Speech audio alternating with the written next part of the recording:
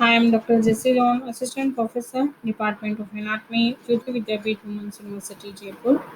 And today we will discuss anatomy of the rectum. नमस्ते हमेशा खुश रहो बिटिया. We will see the large intestine and rectum is the part of the large intestine. First we will see some unique features of the large intestine. These are tinea coli, ostrations, and epiploic appendages. Tinea coli, these are the three bands of the longitudinal smooth muscles, and ostrations are the pocket-like sacs that is made by the tongue of the tinea coli. And epiploic appendages, these are fat-filled pouches of the visceral peritoneum attached to the large intestine. And we can differentiate the large intestine from the small intestine with the presence of three features. These are tinea coli, prostration, and epiploic appendages. Large intestine subdivided into the cecum and appendix and colon, rectum, and anal canal, where we study the rectum here. Rectum is the terminal part of the large intestine before anal canal, and cardinal features of the large intestine absent here, and the length of the rectum is 12 centimeter, and diameter of the rectum in upper part is 4 centimeter, and lower part dilated as rectal ampullae, and it is curved in both sagittal and coronal planes, and function of the rectum is the temporary storage of the fecal matter, and distension causes desire to defecate. Now we will see the extension. It will begin at the S3 vertebrae and lower end of the sigmoid mesocolon and to the rectosigmoid junction and ends slightly below and 2 to 3 centimeter in front of the tip of the coccyx, that is the anorectal junction. And males it is end at the level of the apex of the prostate. Now we'll see the courses and the direction. It will begin and end lie in the median plane. There is curvature, anterior posterior curvature. These are the sacral flexure and perineal flexure. Sacral flexure follows curvature of the sacrum and coccyx, and perineal flexure follows backward bend in the anorectal junction.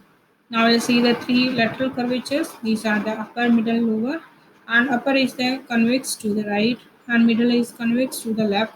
This is the most prominent, and lower this is the convex to the right.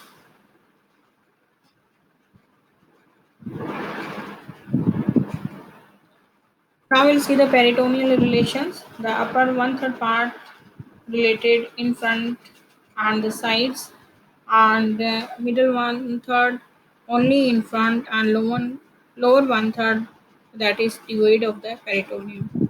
So one-third have the peritoneum in front and the side, and middle one-third will have only in front, and lower one-third will divide of the peritoneum. It is dilated to form ampulla and below rectovesical pouch in males and below rectouterine pouch in females. Visceral relations anteriorly in males, the upper two-third related to rectovesical pouch with coils of the intestine, and lower one-third is related to the base of the urinary bladder, ureter, seminal vesicle, and vas and prostate. Anteriorly in females, upper two-thirds related to rectouterine pouch with coils of the intestine, and sigmoid colon pouch separates the rectum from the uterus and upper part of the vagina. And lower one-third is related to the lower part of the vagina. Now we'll see the visceral relations. Posterior in both the sexes, it is related to lower three sacrum, coccyx, and anococcygeal ligament, and relate to piriformis, coccygeus, salivatory ani muscles, and median sacral, superior rectal, and lower lateral sacral vessels, and sympathetic chain with ganglion, anterior primary rami of S3 to S5, and coccygeal 1 and pelvic splanchnic knobs. and it will relate to lymph nodes and some lymphatics and the fat. So you can see all these ganglion impact, coccygeus and coccygeal ligament. Here is rule of the three bones and three ligaments, three muscles, three vessels, three set of the nerves, and three other structures. So this is the rules of the three, that is for the posterior relation of the rectum. Now we'll see the mucosal fold. There are two types of the folds, that is the longitudinal, that could be temporary and that will appear in lower part and disappear on the distension. And transverse or the Houston walls, that is the permanent mucosal fold.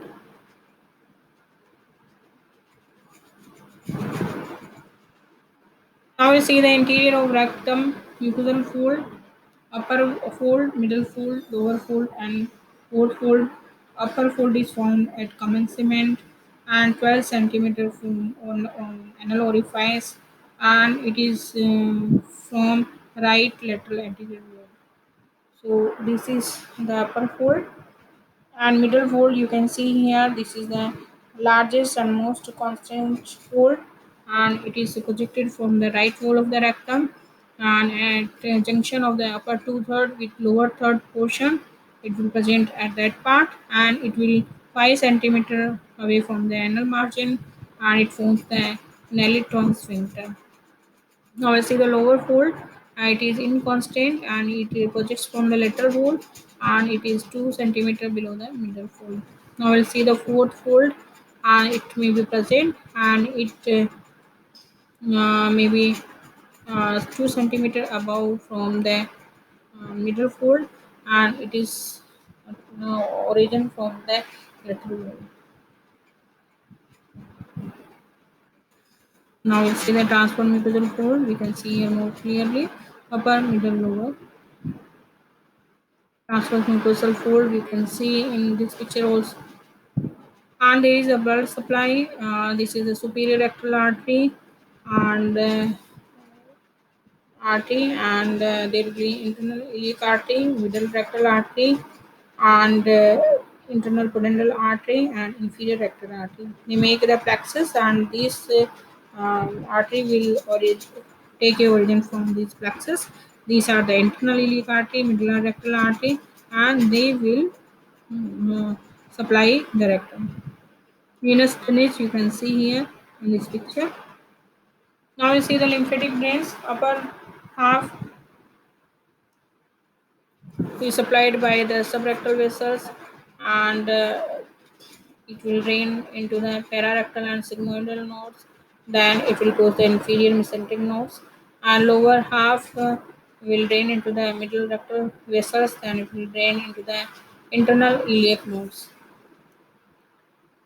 Nerve supply will be sympathetic, that will arise from the lumbar segment, that is the lumbar 1, lumbar 2, and parasympathetic where spinal segment from the S2 to 4 and distension, and it will be supplied by the parasympathetic and pain. They both nerves are responsible for it.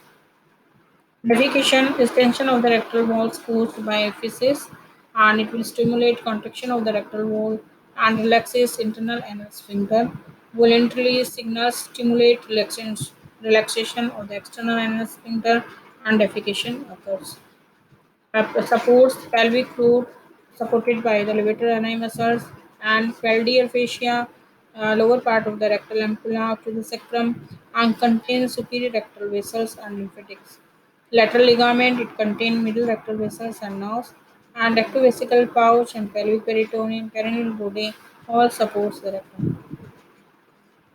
Applied anatomy of the rectum, yeah, PI exam, proctoscopy, and radiological study, and prolapse and introspection, and polyps and carcinoma. So this is the double contrast term. It is the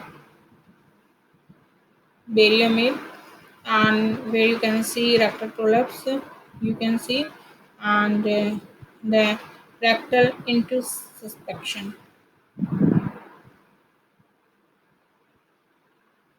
You can see the prolapse of the rectum. The complete prolapse consists of full thickness of the rectal wall, and partial prolapse where only mucous membrane of the rectal wall will come outside. Rectal polyps, these are the growth or mass protruding from the mucous membrane.